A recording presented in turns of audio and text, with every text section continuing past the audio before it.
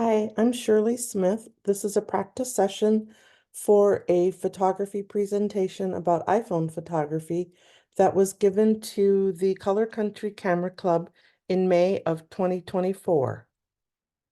So let me get the presentation started and we will go.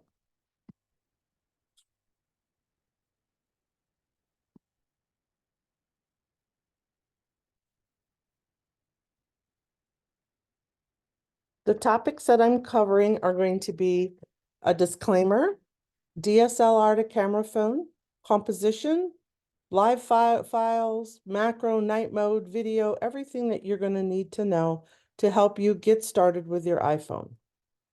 Now, disclaimer, these are my experiences and opinions with my iPhone 15 Pro Max. My husband Bruce also helped out too.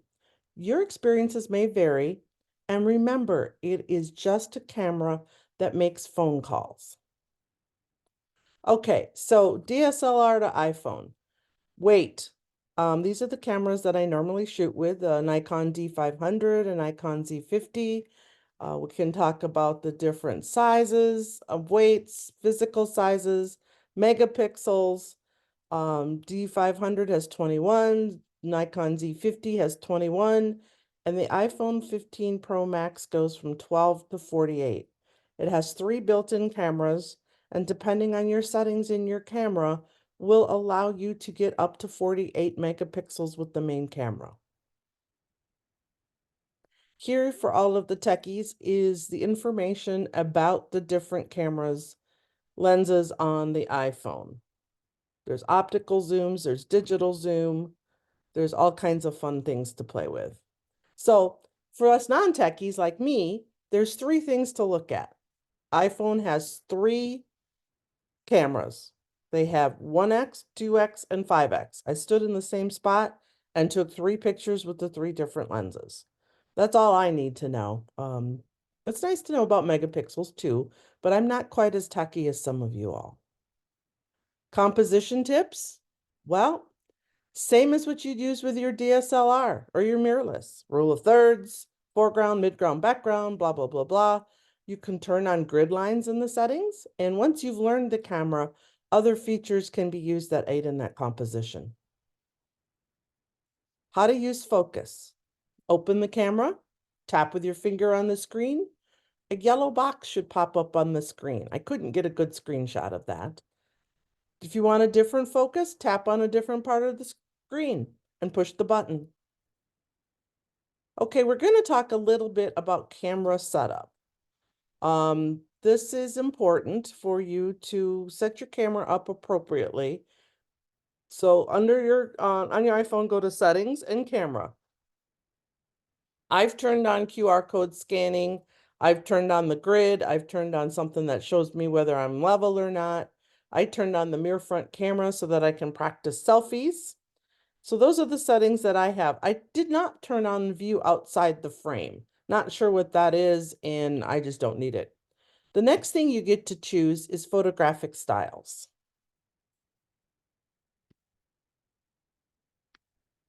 This is where you can choose to have a setting already in the camera to give you somewhat of a post-processing. Standard, rich color contrast, vibrant, warm, and cool. Now I know probably on the screen it really doesn't show, but it does show that the warmth is different, the tones are a little bit different.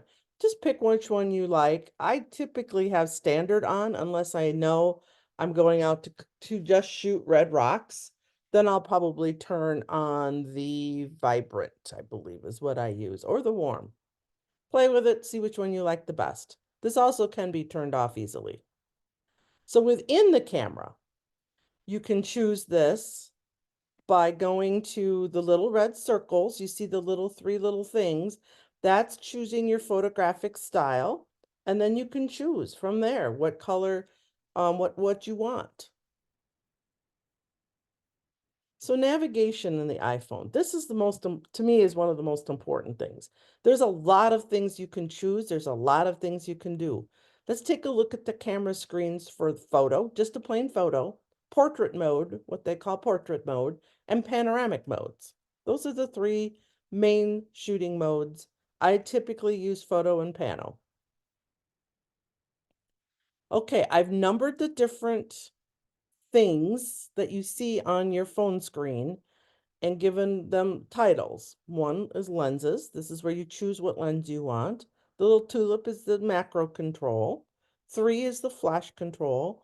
4 is exposure time. 5 is the raw selection. 6 is your photo styles. 7 is live. And 8 is you take a picture. Plain and simple. It gets a little, you get used to doing it after a while.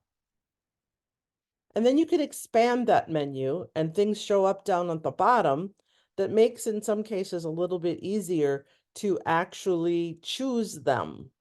So you have exposure compensation, you have aspect ratios, you have photo style, shutter speeds, flash control, and your menu is this little caret symbol that goes up and down. There's 2 ways to do exposure compensation. One is on your focus box. There's a little sunlight thing that shows up, and you can adjust that. That's pretty fine, and I find myself getting very frustrated with that. Or 2, you can open up that other menu at the bottom, click on the plus minus, just like on a regular DSLR type camera, and then you can adjust this. This is useful for the moon, dark skies, dark areas, things like that. But it works the exact same way as your DSLR or your mirrorless. Portrait mode. Okay, number 1 is your previous photo. Since I was taking pictures of white paper, you'll get that in these pictures. 2 is flash control, f-stop control, and that's in parentheses because you're not really choosing your f-stop. Light selection and instructions. In this case, it was telling me to move further away from my subject. If you expand it, then you can get the menu for flash control again, the f-stop control, which is really only choosing to blur or not blur, aspect ratio if you want a certain aspect ratio, again, exposure compensation, your timer, and filters. You also have the opportunity on the portrait mode to select different types of light, natural light, staging light, different things like that. You just have to play with those to find out what you want to use. Panoramic mode, pretty simple. Lens selection, your guide that just like panoramic guide so that you're actually getting a picture. And keep in mind a pro tip, panoramics can be taken vertically. Very cool in slot canyons. All right, now this is an interesting topic, is image files. Ooh, I hope I can do this right. Settings, go back to your camera settings, go to the camera, choose formats. High efficiency is what I have checked. Okay. They're called high efficiency image files, HEIF. You can also choose JPEG, which is the most compatible file. And then there's also a way to choose Apple Pro RAW. And that gives you the biggest file sizes. So that's where you're getting up into your higher megapixels. So on mine, I have Pro default is Hefe, I don't know how to say this, Hef Max. And I can get up to 48 megapixels if I need to. HEIC advantages over JPEGs. HEICs are significantly smaller file sizes. They have better color representation, better compression. They don't lose as much as it retains better quality. And they support image transparencies like PNG. Oh, did you see a typo? HEIC versus HEIF? Nope, HEIC is not a typo. It stands for High Efficiency Image Container. It's a file format that is an updated variant of the HEFI, and Apple uses HEIC for HEIF images. Believe me, I copied this from the internet. JPEG advantage over HEIC. HEIC isn't compatible for use on websites and some Windows software, but it can be easily converted to JPEG when needed. So here's why I have not done much with RAW. Straight from the camera, in-camera photo processing, Lightroom, CC. So you can see the shadows in the crack is quite dark. You can see that in the camera post-processing software, I can get some people, and you really see what I can do with it in Lightroom. But for the sake of this presentation, I figured out how to shoot an Apple Pro RAW, and at times I may not go back. Okay, so here's two files. One is a RAW file. It's a DNG file, and one is an HEIC file. Storage space concerns is almost 10 HEICs for every RAW. It's still 12 megapixel file, which can easily be printed to a 20 by 30.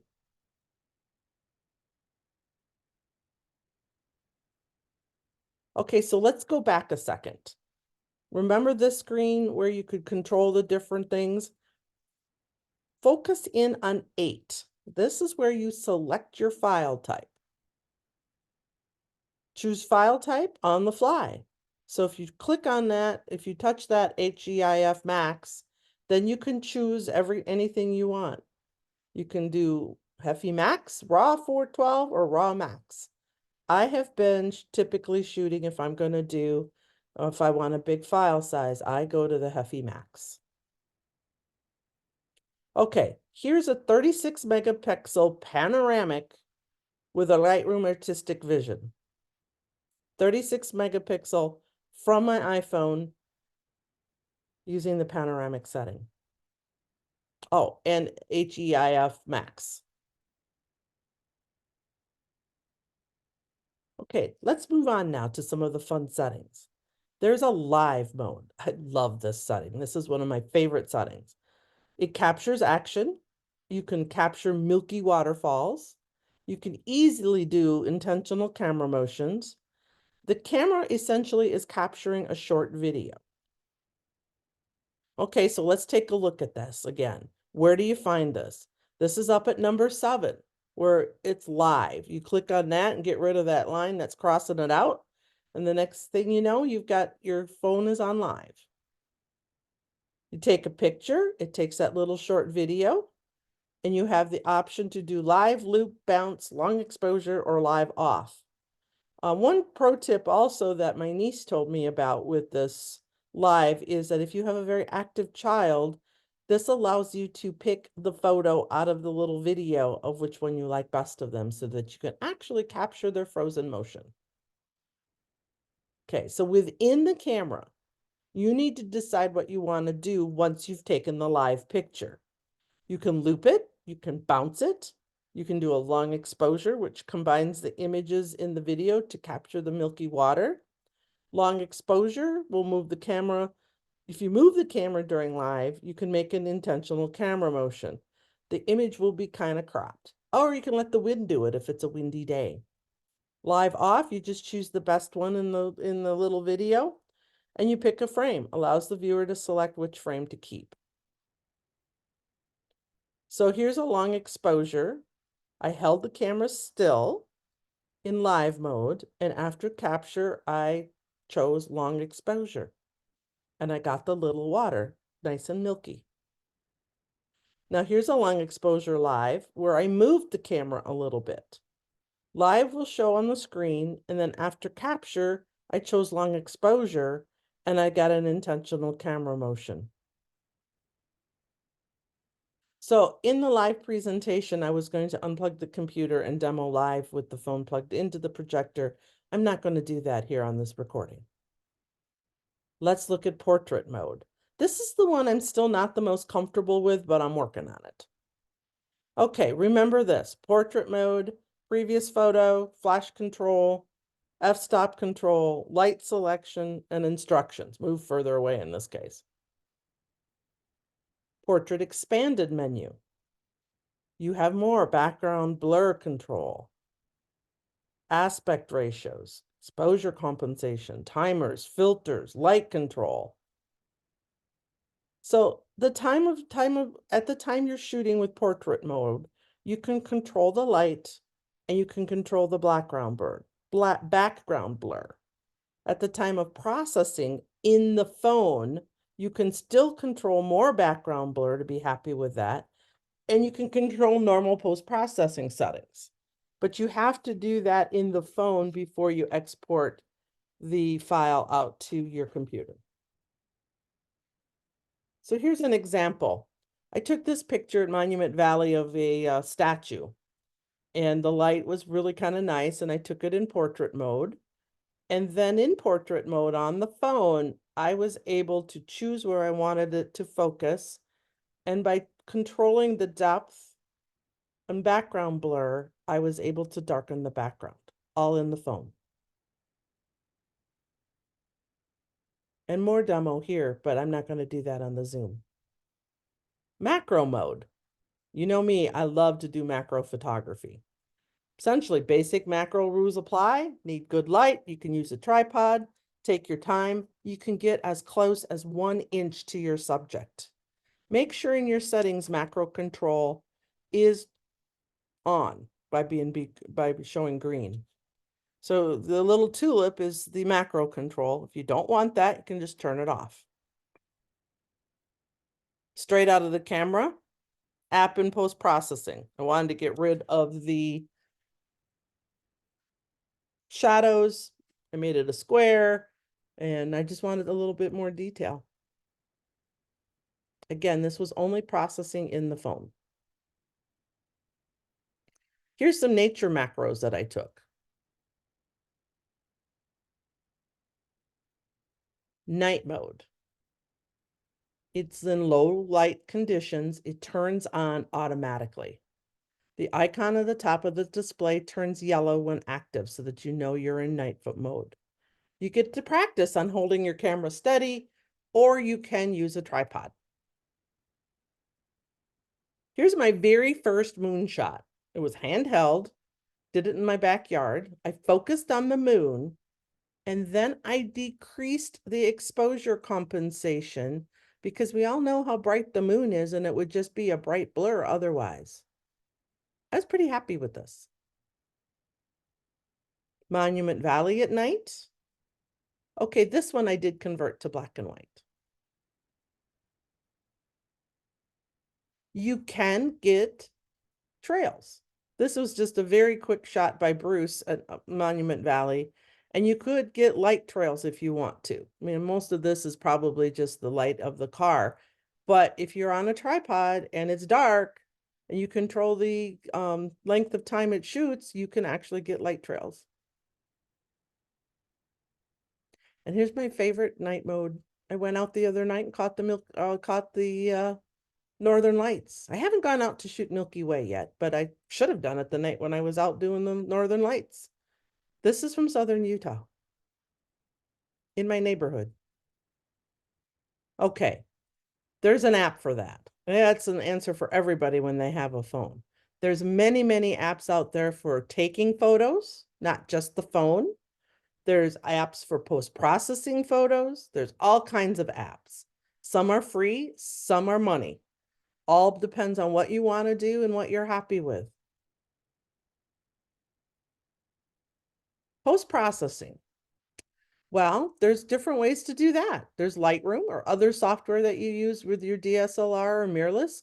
You just plug your phone in and you transfer those files to your computer and off you go, just like any other camera file.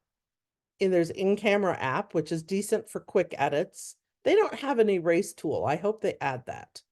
But you must use the in-camera app to start the processing of live photos. Please stay tuned for that.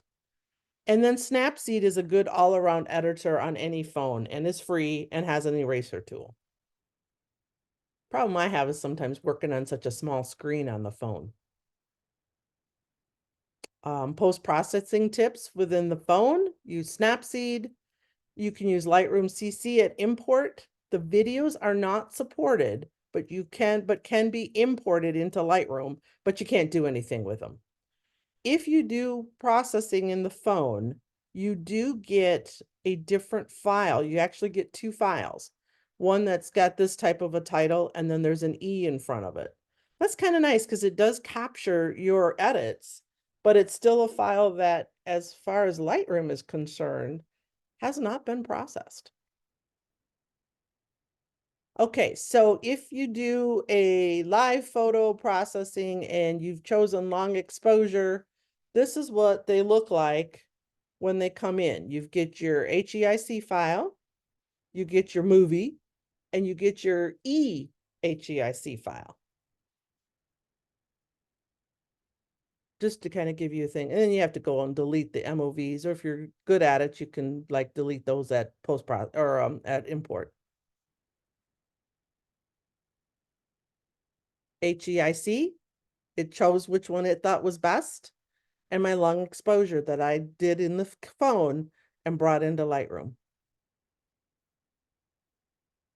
Same here.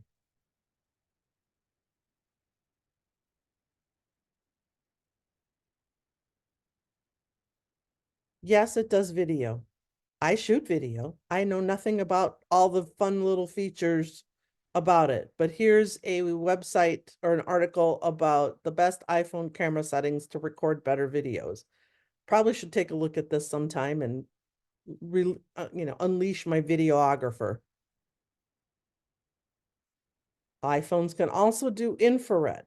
Bruce is going to demo this, but just because we're not doing demos on the Zoom presentation, I'm going to show you a couple of his photos. If you want more information about that, you can call him and talk to him or contact him. Infrared iPhone. It involves a clip filter and a little bit of post-processing in Lightroom or other software. Pretty cool. Okay, so traveling without a computer. Sometimes you want to go on a big trip and you don't want to haul around a cute computer, but you want backups of your files. So camera in the phone. So I'm taking a trip. I'm focusing on infrared for this. I'm not using the cell phone for infrared because it didn't do what I wanted it to do. So camera in the phone, iPhone 15 Pro Max is going with me. I'm converting, I have a converted mirrorless IR camera with SD cards. I'm taking along the dongle that has a USB-C, SD card slot, and a USB slot. I bought a 2 terabyte flash drive. Oh, don't forget your chargers. I'll let you know how it goes. But there's a way that with the dongle, I can upload my SD card files to my phone, backup number 1, and then I can transfer everything, the phone pictures and the SD cards pictures, to the flash drive. And then I'll have a backup. So I can separate those two things and I should be good. I'll let you know how it goes. So closing thoughts. There's many features on this phone I have not explored. Like any other photography skill, practice, try things out, think it through. Oh my goodness, there's YouTube videos, there's Apple and Facebook resources. I follow on Instagram iPhone Photography School and iPhone Tricks. They're really cool. I've picked up some tips. And I need to really try some of their other stuff because a lot of it has to deal with portraits and it might be kind of fun. Remember, it's just a camera that makes phone calls. Questions? And that's it for this. So thank you for listening and watching, and I hope that it is useful to you. And I'm hoping that if you have any questions, you can contact me.